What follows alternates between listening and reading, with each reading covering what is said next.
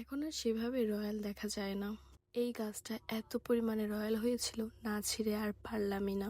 তো এখান থেকে অনেক অনেক রয়্যাল নিলাম, আর তারপরে নিয়ে নিলাম গাব। এই গাবগুলো খেতে এত মিষ্টি ছিল বলার মতো না। তারপর এখানে এই যে রান্না বান্না হচ্ছে, তারপর বাড়িতে করে একটু টেস্ট করার জন্য এখান থেকে একটু মাংস খেয়ে নিলাম।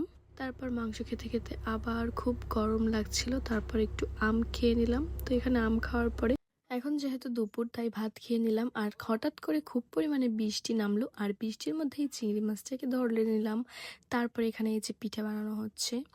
এই পিঠা খাওয়ার পরে আমরা আসলে বাড়ি চলে যাব। তো এখানে এই যে পিঠা হচ্ছে, তো এখানে কিন্তু পিঠা খেতেও বসে গিয়েছি। তারপর এই তো এখন বাড়ি যাচ্ছি।